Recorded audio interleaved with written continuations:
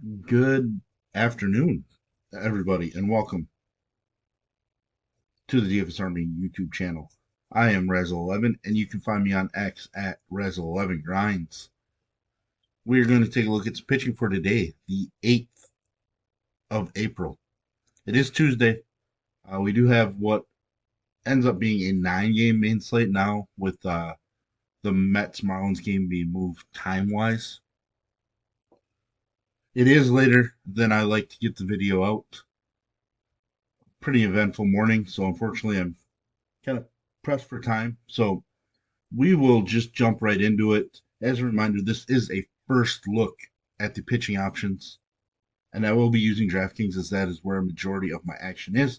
If you are on FanDuel, I would cut my pool into a half or even a third, as pricing isn't quite as tight. You don't have to be as creative. You are able to get the stacks that you want with an upper level ish pitcher. So with that said, we'll just get right to it. Taking a look at the weather station. Uh, as you can see, a lot of red on this image. Now, obviously, the first handful of games aren't part of the main slate, which is probably pretty good. Some pretty cold weather in a lot of places. Uh, and then, like I mentioned, the Mets game has been moved up. So now we're looking at these 9 games. Some wind, nothing too crazy. No rain to worry about. But still, cold weather spots. Chicago again, Wrigley. We did see the Cubs put up some runs yesterday, but that was thanks to their speed, stolen bases, and then walks, etc. Um, I'm not sure that Patrick Corbin's a guy that you can steal bases on. We do know that he allows a ton of base runners, so it is an interesting spot to look at and maybe consider some game theory. I'm not sure how popular the Cubs will be. That'll be something we want to pay attention to as well as the day goes on. But you see, we get strong pitching options again in Seattle and San Francisco, at least from a weather standpoint. And once we get to the names, probably going to like some of them as well. Game line wise, there's a lot of sevens and 7.5s in totals this evening. So, it's kind of tough. We do have to use something to help narrow things down for us. Um, but I kind of listed out some of the props in front of me, so we'll just go to DraftKings right away. Um, Zach Wheeler and Chris Sale is a very interesting pitching matchup for us on this slate. Obviously, there is a shot that either of those guys are the highest raw point scorers on the slate. It's not really much of a debate. Sale being 1,200 cheaper than Zach Wheeler is very interesting considering he is the slate favorite. Wheeler's overall props are slightly better than Sale's. Um, K prop of 7.5, juice on the under, while Sales is at 6.5, juice on the over. Zach Wheeler's plus 140 to get the W, while Chris Sale is plus 205. Wheeler's odds prop 18.5 with juice on the under. Sales is 17.5 with juice on the over. So they're very, very similar. So with that, I might lean Chris Sale for 1,200 cheaper. Wheeler obviously been a stronger pitcher to begin the season. Sale, the defending Cy Young winner. I don't think you can go wrong with either. We do know that the Atlanta offense has struggled.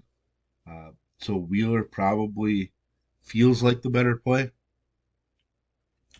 Sale has been on the road for the first 2 starts, so coming home here, like I mentioned, not the sharpest, but he still offers plenty of upside. I am very interested to look into their history against the opposition. See how Sale did perform last year against Philadelphia would really help as well. But yeah, I think I might be in the minority where I might lean Chris Sale in that matchup from a fantasy standpoint for GPP wise. Dylan Cease taking on the A's. We know the A's can strike out a lot. We know that Dylan Cease can have some rough innings. Control can be an issue. Michael King struggled with some control last night, didn't rack up the strikeouts against the A's. That was a little shocking after he had dominated his prior start. Cease is really interesting because his K prop's at 6.5. He is the favorite on the slate at plus 115 to earn the W. Game total is 8.5, which is one of the higher on this particular slate. But he just feels like an upside play. Uh, I'm not going to say that I prefer him over Wheeler because I think Wheeler's, especially while Atlanta's offense is struggling, I think Wheeler's just the stronger play. Plus, we just don't really know what to expect long term out of this ballpark in Sacramento. So there are some debates there, but C's certainly the upside. Um, if I had to fade one of the top three guys, pricing wise, like it might end up being Cease, but I don't really want to. So we're gonna try to find some guys that were eliminated, in other games. Framber Valdez might be one of those guys we eliminate, not because we have to, but or not because we want to, but maybe we end up having to. Um, Dealing with some fatigue and sore throat, so we need to learn what's going on. If he's going to have the energy. Looked rough against San Francisco, solid against the Mets to begin the season. Seattle does have strikeouts in their lineup. His K prop's 5.5, juice on the over. This game has a game total of 7 with juice on the under. And as it sits right now, Valdez is plus 145 to get the W, which would be fifth on the slate. Wheeler was plus 140, Reagan's plus 140, Freddie Peralta plus 130, and then, like I mentioned, Cease at plus 115. So despite Seattle being a minus 120 favorite, Framber Valdez is plus 145 to get the W. Odds prop of 17.5 with juice on the over. So right now, sportsbook wise, they do think that he's starting, but I do have some questions, about that scenario and about if he's just going to be physically strong enough to go through an actual start. So right now he's somebody that probably makes it in, but he's probably going to be one of the first ones that I eliminate if I have to start dropping down my pool a little bit. Obviously, news throughout the day will be super important. Shane Baz getting a week off before making his next start after dominating the Pirates, taking on an Angel squad that has shown some upside recently, but overall, I don't think the Angels are going to be all that great this year. He is plus 150 to get the W. Uh, Tampa Bay is minus 175 in this game, so strong spot.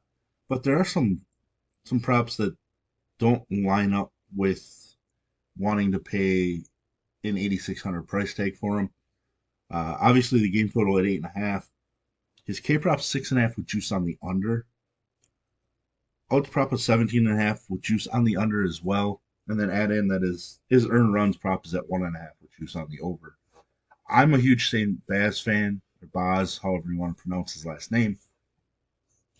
I want to utilize him, but there are some things kind of pointing towards avoid. So that'll be really interesting. I'm not sure he has much history against the Angels, but it's definitely a matchup that I want to dig into more as the afternoon progresses before I make a final decision. But just based on my like of him as a pitcher, he's going to be in the pool, but he's going to fall in the bucket as Framber Valdez for different reasons, of course. Luis Castillo in that Houston Seattle game, you mentioned, super low total, tied with the Philly and Atlanta for the lowest on the slate. He's plus 215 for the W. K prop of 5.5, basically a pick 'em at that point. I don't mind playing Luis Castillo. I just get annoyed by playing him. His Ks really haven't been there yet this year. It's been solid. If I remember correctly, his numbers at home are much stronger than on the road, so we do get him at home in a great ballpark for pitching. So maybe we do have to consider him. Um, if Valdez was 100%, I think he's behind Valdez for me. But since Valdez is not 100%, I think Castillo is going to end up ahead of him. Lodolo, somebody that I always go overweight on. His K's just haven't been there yet. They did tick up last start, but he is taking on San Francisco for the second time, and he only struck out one in that first meeting. Obviously, it was the first start of the year, so take that for what it is. His K prop's a 4.5 with juice on the over, which is still a pretty low and annoying looking total. His game total is 7.5 juices on the under. He is a slight dog, but he is more likely to get the W at plus 205 than Raup is. Uh, I like Raup a little bit in the spot as well. A lot of walks, so a lot of base runners in his start against Houston, but a lot of strikeouts. Cincinnati can strike out plenty. We just saw Logan Webb strike out double digits, and we never expect Logan Webb to strike out double digits. Surprisingly, his K prop is 5.5 with juice on the under. I think that probably comes from the fact that his outs props is 14.5 with juice on the over. So he's basically looking at a 5 inning performance. Um, Obviously, racks up pitch count, so that's a big issue. But somebody that I'm certainly interested in. The top option for me is going to be Cole Reagans on this particular slate. Not great to begin the season, looked phenomenal in his second start. Now he takes on a twin squad that has really struggled. He's a minus 120 favorite. His K prop 6.5 with juice on the over. And he's plus 140 to pick up the W. His earned runs around prop is the lowest on the slate at 1.5 and is a pick 'em. So he just feels like the best option, especially given an 8,100 price tag. I think he's just a shove into like double up lineups, cash, etc. Uh, and somebody I'm still going to be overweight on GPP wise. Same matchup. Pablo Lopez looks out against the White Sox, but it's the White Sox. I don't know what his history is against the Royals, but I do have some concerns here. His K prop's just 4.5. Just on the over, but still. He's plus 205 to get the W. That seems heavy considering Kansas City's just minus 120 as a favorite. So Pablo Lopez might not make it into my pool. Kansas City, I think overall they just don't strike out enough for me on this particular slate. Freddie Peralta, so I'm considering the pitching in Colorado, Freddie Peralta and Freeland. Um, it is gross. We obviously don't love using pitchers in Coors. It is starting to warm up, but I think Freddie Peralta's solid enough to showcase upside, coming off an 8 inning strong performance. He's been in the 90s in both games from pitch count, extra day of rest. Uh, and Kyle Freeland, strong start to begin the season, was okay against Philly. I don't know that Milwaukee's offense is, you know, ready to crush or anything. Game total is 9.5, juices on the under. But I mean, Peralta's win prop at plus 130. K prop of 6.5 is basically a pick 'em. I think you could get away with both. Peralta for sure. Freeland might be just trying to get too cute on an 11 game slate at this point. But there we kind of have it. The rest of the names, not anybody I'm interested in. I want to use bats against Kelly and Morton at this point. I'm just never using Kyle Hendricks, uh, Patrick Corbin, Jameson Taillon. I know the weather's nicer for pitching, but those are two pitchers that I don't really enjoy utilizing. Um, but yeah, there we have it. There's the beginning of our elimination. Obviously, we found some tiers of guys that we might want to use and might want to get rid of. But if you enjoy what I bring to you, please hit the like button, hit the subscribe button, turn the notification bell on, get the alert anytime we drop videos here at DFS Army. If you want to join us and get access to our coaches, tools, sheets, Discord, etc., I will put links in the description below. You can use promo code RAZ, that's RAZ, for 10% off monthly. And as always, best of luck, everybody.